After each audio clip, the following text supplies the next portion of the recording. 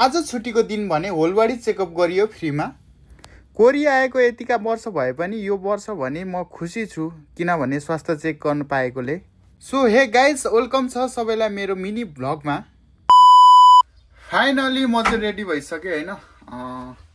अनि खासै केही छैन, नर्मली हो।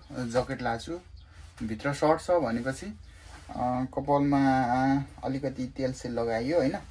अनुहारमा त त्यस्तै हो होइन, नेचुरलै, कहिले केही लाइन्न। अब म चाहिँ निस्किन्छु होइन। हस् त, हेर्दै गर्नु होला।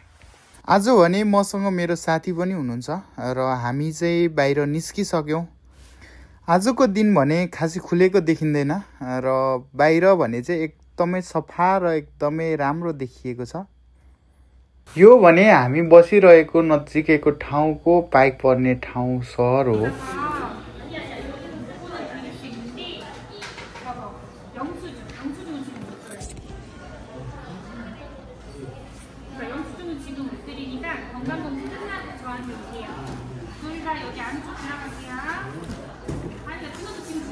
अहिले चाहिँ हस्पिटलमा गर्नुपर्ने कामहरू सबै भ्याइसकेको छौँ। प्रेसर चाहिँ एकदम हाई भएकोले फेरि एकछिनमा चेक गर्नुपर्ने भएकोले वेट गरिरहेको छौँ। हस्पिटलबाट निस्किसके पछाडि चाहिँ साथी र म चाहिँ मार्केटतिर छिर्यौँ।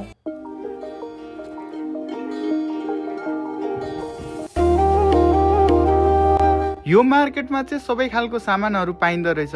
काठमाडौँको भिरकुटी मण्डप भन्दा फरक पर्दैन, तर व्यवस्थित भने राम्रो छ।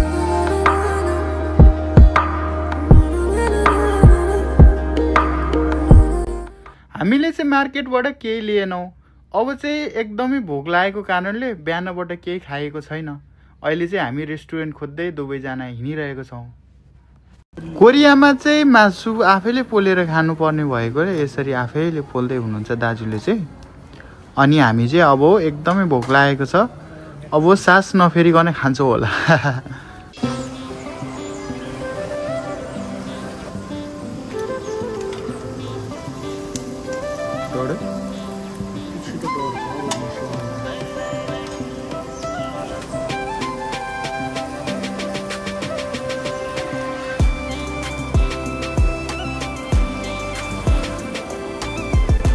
हामी चाहिँ टन्न खाना खाएर फर्किँदैछौँ।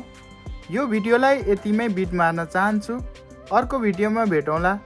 Like, comment, share and subscribe गर्नुहुन्छ भन्ने आशा राखेको छु। हस्त, बाइ।